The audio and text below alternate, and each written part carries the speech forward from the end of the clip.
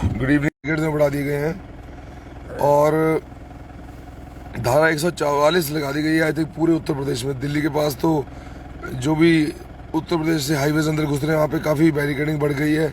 योगी आदित्यनाथ 25 तारीख को दिल्ली आ रहे हैं किसी काम से, मतलब नोएडा जा रहे हैं, तो उनका भी विरोध करने पे पाबंदी है और बहुत कुछ, मतलब कि ऐसा लग रहा है बिल्कुल डिक्टेटरशिप का माहौल बना दिया गया है, तानाशाह बिल्कुल कि आप कहीं। हाँ जी भाई साहब, हम फिर लाइव हो गए। आप बात बताओ भाई, क्या बता रहे थे? फिर लाइव पे बता दो। हाँ जी, खालसा वाहिगुरू जी की फतेह। हाँ जी बाबा जी। हाँ जी, सारा समूह सिख संगतां नूं बेनती है कि जी पंजाब, हरियाणा, उत्तर प्रदेश, उत्तराखंड और स्टेटां तो आने वालियां, राजस्थान वाली साइड तो आने वालियां संगतां, क्योंकि असीं आ देखो, असीं सारी रात सारा दिन गश्त करते रहने, इन्हां बार्डर के उपर देखते रहने।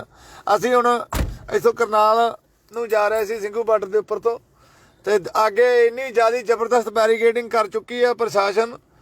ਤੇ ਉਹੀ ਜੋ ਨੌਜਵਾਨ ਲੀਡਰਸ਼ਿਪ ਨੇ ਤੇ ਜੋ ਸਾਡੇ ਚਨੂਨੀ ਸਾਹਿਬ ਉਹਨਾਂ ਨੇ ਜੋ ਵੀ ਕਿਹਾ ਸੀ ਕਿ 20 ਤਰੀਕ ਤੋਂ ਪਹਿਲਾਂ ਸਾਰੀ ਨੌਜਵਾਨ ਜੋ ਹੈ ਉਹ ਇੱਥੇ ਪਹੁੰਚ ਜਾਣ ਬਾਅਦ ਵਿੱਚ, ਨਹੀਂ ਤਾਂ ਇਹਨਾਂ ਨੂੰ ਪਹੁੰਚਣ ਦੇ ਵਿੱਚ ਮੁਸ਼ਕਲ ਹੋਵੇਗੀ। ਉਹੀ ਕੁਝ ਕਰ ਰਿਹਾ ਯੂਪੀ ਪ੍ਰਸ਼ਾਸਨ, ਦਿੱਲੀ ਪੁਲਿਸ, ਮਤਲਬ ਮੋਦੀ ਪ੍ਰਸ਼ਾਸਨ ਦੇ ਕਹਿਣ ਤੇ ਉੱਤੇ, ਮੋਦੀ ਦੇ ਕਹਿਣ ਉੱਤੇ ਪ੍ਰਸ਼ਾਸਨ ਸਭ ਕੁਝ ਬੜੇ ਬੈਰੀਕੇਡ ਕਰ ਰਿਹਾ ਹੈ कि जो किसान पंजाब के उत्तों या यूपी या होर स्टेटां तो आ रहे हैं वो किसी भी तरीके दे नाल अपने साथी या दिल्ली वाल ना कूच कर सकन। जो 26 जनवरी गणतंत्र परेड दे विच जो किसानां वालों रिंग रोड के उपर अपना गणतंत्र दिवस मनाया जाना है, उस नूं रोकण लई देखो हुण कुछ चालां मोदी सरकार किस हद तक जा चुकी है। ते ਹੁਣ मैं नौजवानों ਨੂੰ ਇਹੋ ਬੇਨਤੀ ਕਰਾਂਗਾ ਕਿ ਕਿਸੇ ਵੀ ਰਸਤੇ ਤੁਸੀਂ ਜਾਂ ਕਿਸ ਤਰ੍ਹਾਂ ਵੀ ਆਪਣਾ ਰਸਤਾ ਚੁਣ ਕੇ ਜਲਦੀ ਤੋਂ ਜਲਦੀ ਮੇਰੇ ਵੀਰ ਸਾਰੇ ਇੱਕ ਜਗ੍ਹਾ ਲਾਮਬੰਦ ਹੋ ਕੇ ਵੱਡੇ ਕਾਫਲਿਆਂ ਦੇ ਨਾਲ ਇਹਨਾਂ ਬੈਰੀਕੇਡਾਂ ਨੂੰ ਹਟਾ ਕੇ ਆਪਣੇ ਸੰਘਰਸ਼ ਦੇ ਵਿੱਚ ਵਾਪਸ ਯੋਗਦਾਨ ਪਾ ਕੇ ਦਿੱਲੀ ਪਹੁੰਚੋ, ਤਾਂ ਜੋ 26 ਜਨਵਰੀ ਨੂੰ ਗਣਤੰਤਰ ਪਰੇਡ ਦੇ ਵਿੱਚ ਹਿੱਸਾ ਲੈ ਕੇ ਅਸੀਂ ਪੂਰੇ ਵਰਲਡ, ਪੂਰੇ ਸੰਚਾਰ ਦੇ ਵਿੱਚ ਸਮੁੱਚੀ ਮਾਨਵਤਾ ਔਰ ਕਿਸਾਨਾਂ ਦੇ ਹੱਕਾਂ ਦੇ ਲਈ ਖੜ ਸਕੀਏ। हाँ जी वाहिगुरू जी। तो जैमर्स लगे हैं हर जगह पे, जैसे हमने आपको बताया, तो लाइव हो नहीं पा रहा था, आपने हमारे दूसरे पेज को लाइव नहीं होने दे रहे। सो ये तो ऐसा है कि कुल मिला के सब संकेत इसी तरफ हैं कि सरकार की दोगली नीति है। तो पहले हमें सरकार को निशाने पे नहीं लेना था, और हम आपको बता रहे हैं हमारा व्यक्तिगत व्यू क्या है कि जो सरकार है बहुत डरी हुई है, सहमी हुई है। ये दोगली नीतियाँ जैसे खेली हैं उन्होंने हर आंदोलन में, हमेशा वही जैन दोगली नीतियों पर अपनी तार हुआ है।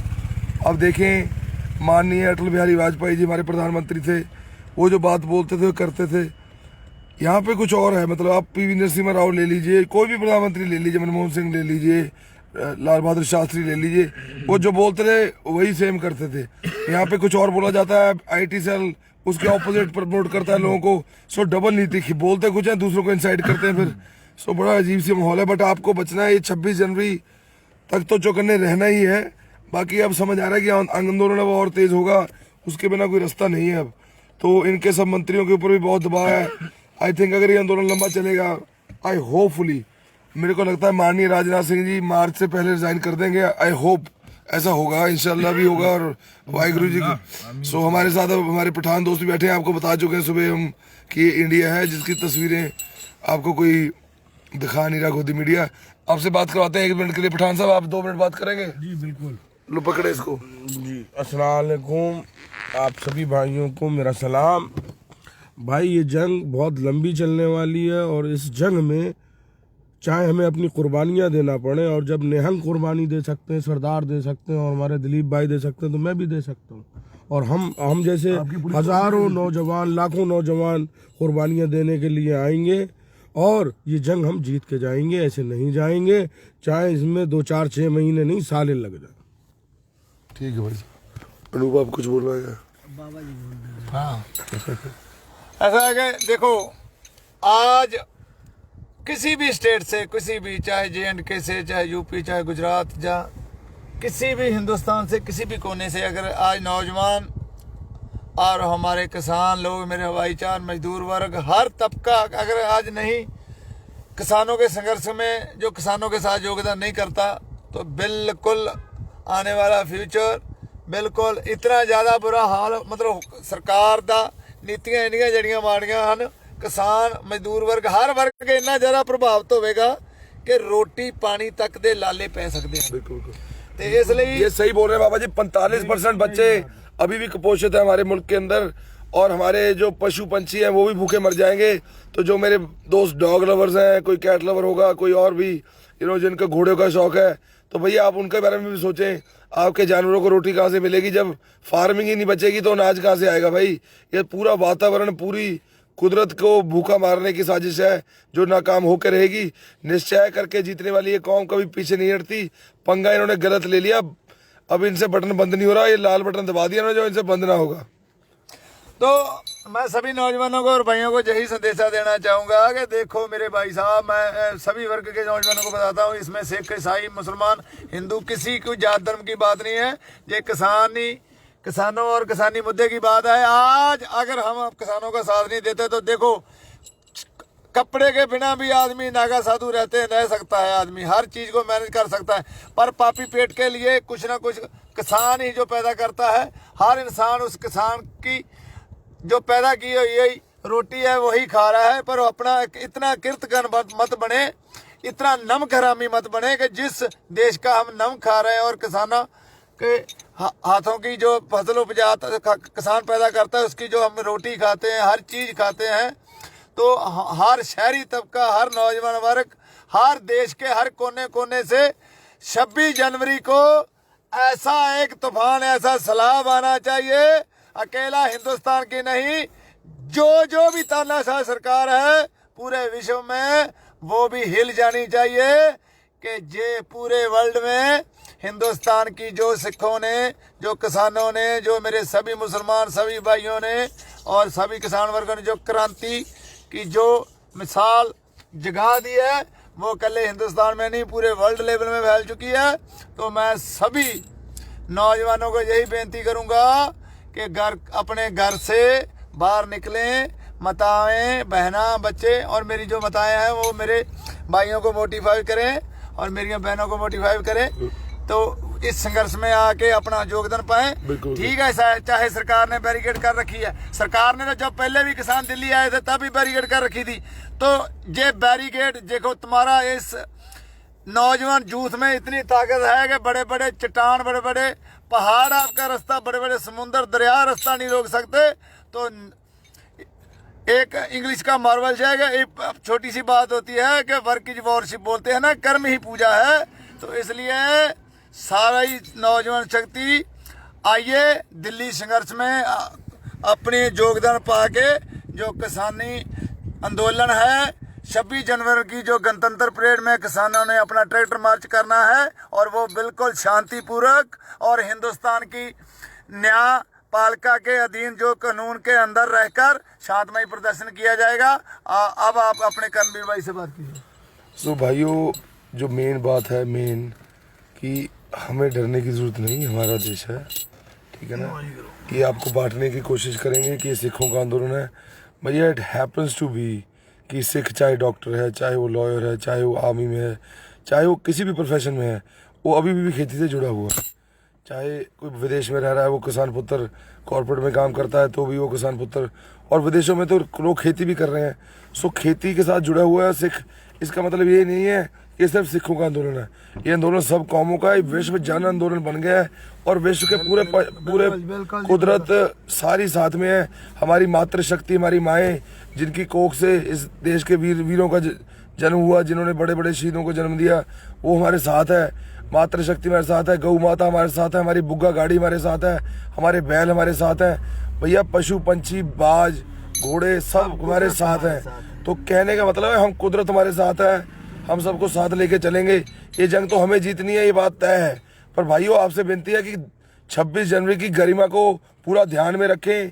तिरंगे झंडे या कोई भी अफवाहों से भी बचो और तिरंगे झंडे का पूरा सम्मान रखें। कोई भी अभद्र भाषा का उपयोग ना करें किसी भी देश के नेता के लिए। उस एक दिन के लिए हम अपने देश की गरिमा और जो लोकतंत्र हमने बनाया है 26 जनवरी को पहले पढ़ें। वो देश का गणतंत्र दिवस क्यों मनाया जाता है, क्या है उस दिन ऐसा क्या हुआ था।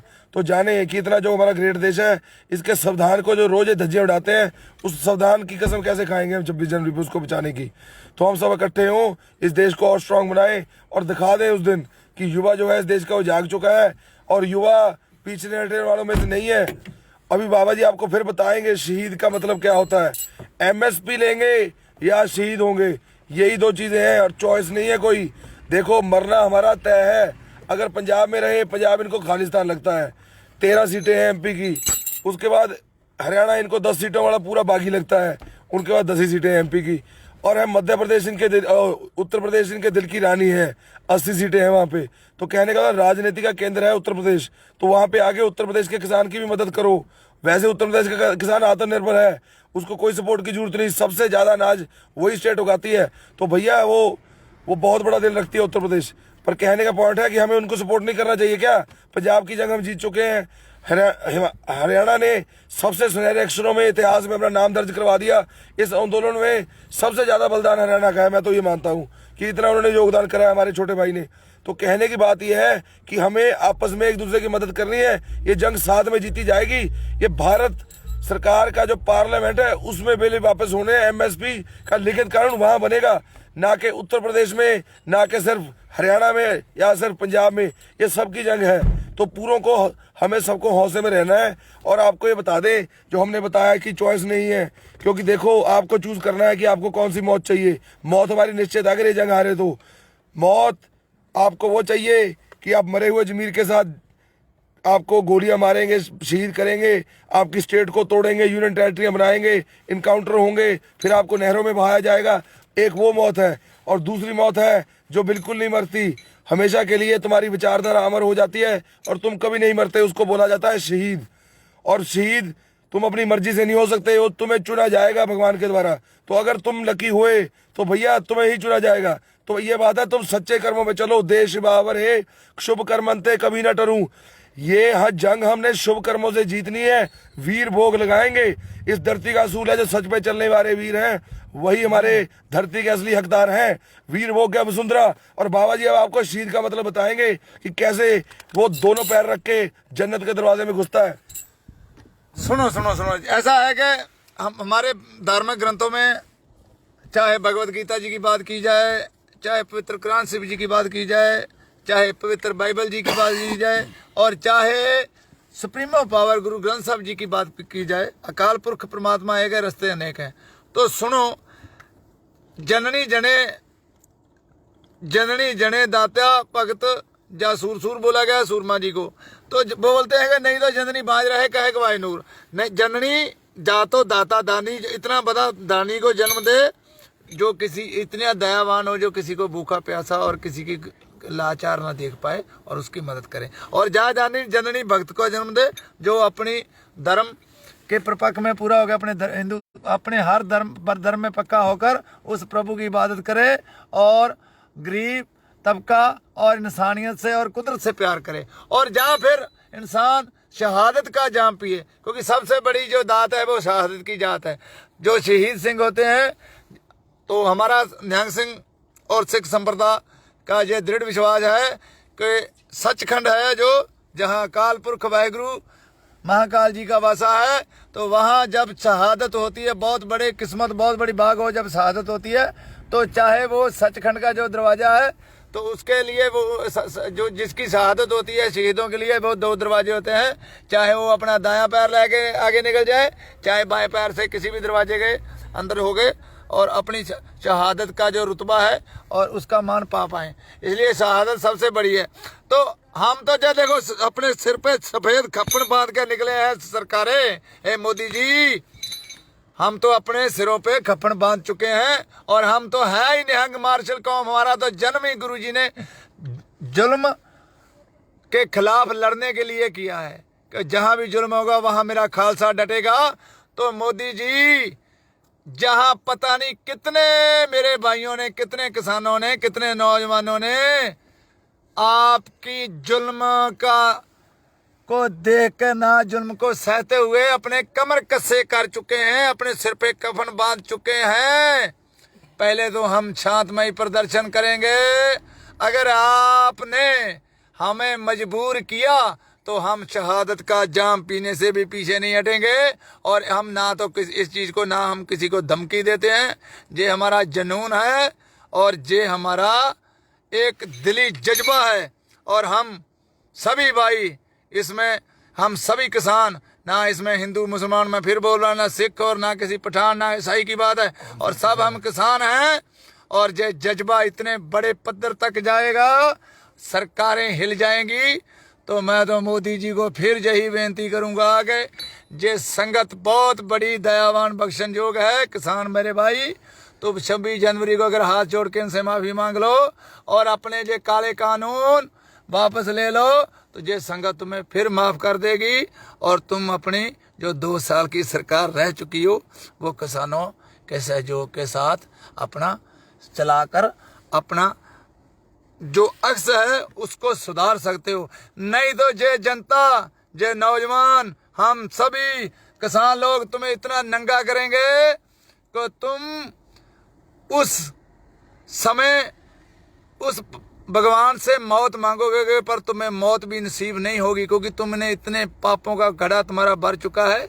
इसलिए तुम्हें प्रायश्चित करना चाहिए और तुम्हें किसानों का काला कानून वापस कर और जो देखो, जो मेरे बुजुर्ग किसान और जो मेरे नौजवान किसानों की बॉर्डरों पे मौत हो चुकी है, जो शहादत का जाम पी चुके हैं, और इतनी, आप अपने आप को सन्यासी बोलते हैं, आप हमारे पास एक दिन 24 घंटे जैसे हमारे बुजुर्ग रहते हैं, आप 24 घंटे हमारे में वैसे रह कर तो दिखाएं, तो फिर आपको पता चलेगा किसान कितनी कांटों की सेज रोज हंडा रहा है। खाली महलों में बैठ के मोदी जी और गफाओं में चौकड़ी लगाकर सन्यासी नहीं बन सकते। तुम मीडिया के जरिए इस देश को बेवकूफ़ नहीं बना सकते। ये नौजवान युवा बहुत पढ़ी लिखी नौजवान युवा है। हाँ, हमारे हिंदुस्तान की संस्कृति है कि हमारे में दया बहुत है, हम बड़े से बड़े पापी को भी क्षमा कर देते हैं। तो मोदी जी, हम तुम्हें फिर लास्ट बार, अंतिम समय बार ये किसान यही बता रहे हैं कि आप अपने काले कानून वापस लीजिए और किसान खुशी खुशी अपने खेतों में जाके हल चलाए और इस देश की पैदावार में, इस देश की खुशहाली में जो किसानों ने सिर जोड़कर मेहनत करके हिंदुस्तान को वर्ल्ड लेवल की पावर बनाया है, ये सब किसानों की बदौलत है। अगर किसानी खत्म तो पूरा भारत देश खत्म। जय हिंद, जय जवान, जय किसान। वाहिगुरु जी का खालसा, वाहिगुरु जी की फतेह। चलो भाइयों, आपको बता दिया, चौकन्ने रहें और ध्यान से दिल्ली आए, और जो रास्ता होगा जो खुला है जहाँ पे हम जा सकते हैं उसको ज़्यादा वायरल ना करें। और एक साथी जो आपके आ रहे हैं, ध्यान रखें कि उनको रास्ता ज़रूर बताएं। तो इन चीज़ों को वायरल नहीं करना, अपने को थोड़ा चौकन्ने रहना है। एक दूसरे से सिग्नल ऐप इंस्टॉल करो, उस पर बात करो, उसी पे अपने ग्रुप्स बनाओ। व्हाट्सएप और फेसबुक पे ज़्यादा एक दूसरे को कॉन्फिडेंशियल बातें बताने की ज़रूरत नहीं। वाहिगुरू जी खालसा, वाहिगुरू जी फतेह। जय हिंद, जय भारत।